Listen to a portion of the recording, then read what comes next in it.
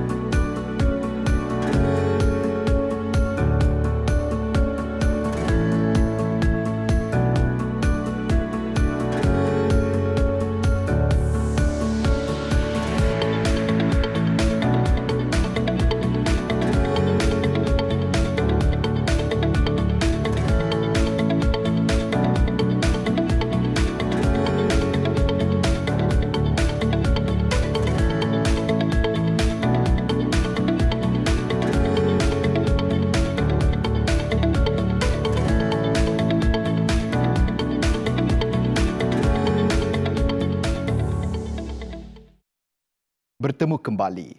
Menteri Kerajaan Tempatan dan Perumahan Sarawak Datuk Seri Dr. Sim Kui Hian menyambut baik inisiatif yang dijalankan Lembaga Kemajuan BDA menerusi program anti kutu sampah. Ini katanya sejajar dengan usaha menjadikan seluruh Sarawak bersih dan bebas sampah. Often, we encourage all the local councils to take initiative and see the pilots. And then if those things works, of course, being anti-littering, these are general hygienes. General hygienes are so important, especially I see face masks being thrown around everywhere at the moment. You know, it's even worse. Yeah, and this one we will look into it and see how to be a good initiative. We will adapt and try to introduce throughout the whole Sarawak. Beliau berkata demikian semasa ditemui media pada Majlis Penyampaian Anugerah Perkhidmatan Cemerlang APC 2019 di Kuching. Sementara itu, 125 warga kerja perkhidmatan awam dari Jabatan Kementerian Kerajaan Tempatan dan Perumahan Sarawak serta Majlis Bandaraya Miri adalah antara 5 jabatan, agensi dan bahagian yang menerima Anugerah Perkhidmatan Cemerlang APC 2019.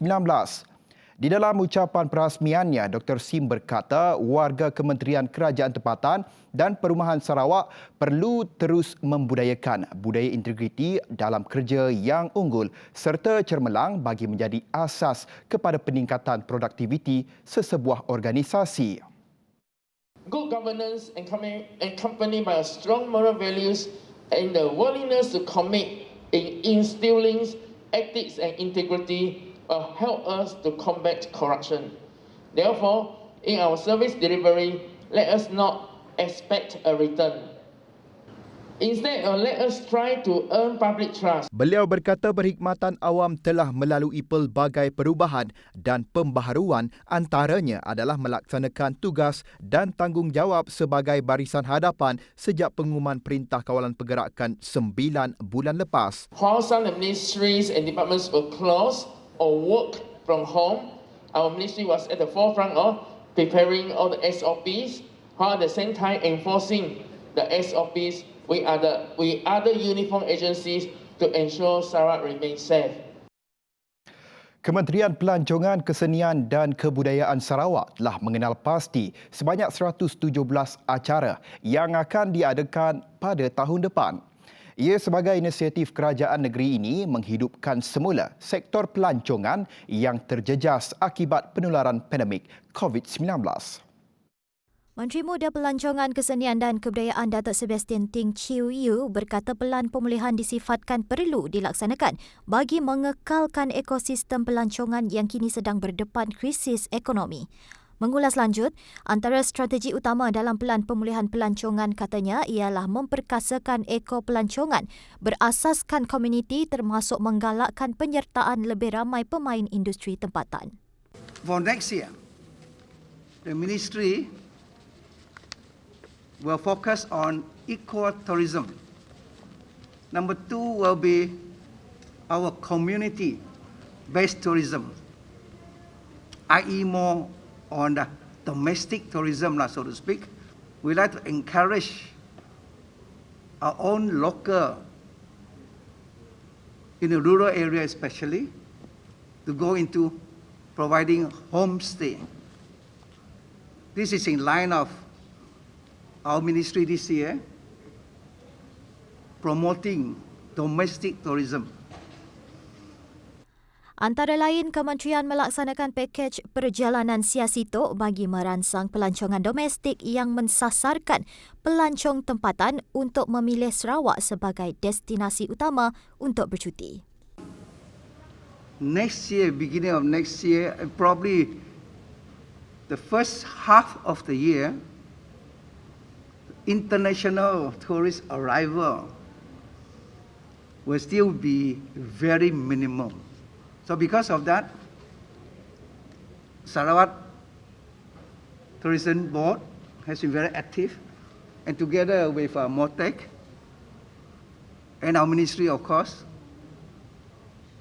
will continue to focus on domestic tourism.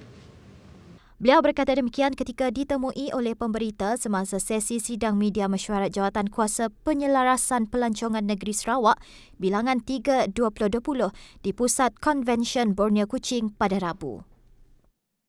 Baik, kita beralih ke perkembangan sukan. Kontijen para sukma Sarawak tetap optimis meneruskan kecermelangan meskipun penetapan had umur lebih 40 tahun tidak lagi dibenarkan. Menteri Kebajikan Kesejahteraan Komuniti Wanita Keluarga dan Pembangunan Kanak-Kanak Datuk Seri Hajah Fatimah Abdullah memberitahu Sarawak akan tampil dengan atlet muda pada tamasya yang dijadualkan berlangsung 2022 itu nanti. Abdullah, penetapan had umur tidak memberi impak yang besar kerana kehilangan atlet di usia terbabit dalam kem Sarawak hanya berskala kecil sahaja. Ujar Fatimah Abdullah, jika himpunan atlet lebih umur antar penyumbang pingat buat Sarawak sebelum ini, begitu juga harapan terhadap kemampuan atlet baharu kelak. Katanya lagi pihaknya sudah melaksanakan program pembangunan serata negeri dalam usaha mengenal pasti bakat muda baharu. Tambahnya segala perancangan ke arah itu kini berjalan dengan lancar. Jonathan Nyepa bakal mencabar Raja Pecut Asia Tenggara Muhammad Haikal Hanafi apabila mereka mengesahkan penyertaan 100 meter ujian simulisasi di trek Majlis Sukan Negara hujung minggu ini. Menurut pelari kelahiran Sarawak itu, ia merupakan satu persaingan yang sihat memandangkan kedua-dua mereka berada di bawah satu kem yang sama.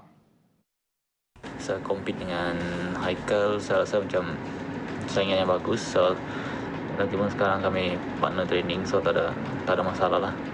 Memang satu game yang bagus lah untuk kami tengok dekat mana kami punya prestasi sekarang. Masing-masing tengok mana. Persaingan yang sepatutnya menjadi lebih menarik jika tidak kerana beberapa pelari pecut negara mengambil keputusan untuk menarik diri. Nixon Kennedy yang muncul pemenang pingat emas untuk saingan 60 meter aksi simulasi pertama bulan lalu antara yang mengambil keputusan itu. Saya tidak menyertai 100 meter hujung minggu ni sebab kami memang fokus untuk endurance dulu untuk preparation untuk tahun depan. Kami belum masuk untuk sprint lagi untuk tahun ini. Sebab tu saya tidak menyertai 100 meter. Baik, laporan itu tadi mengakhiri ringkas untuk jam ini. Teruskan kesetiaan anda bersama kami. Saya Lukman Muhammad, salam hormat dan jumpa lagi.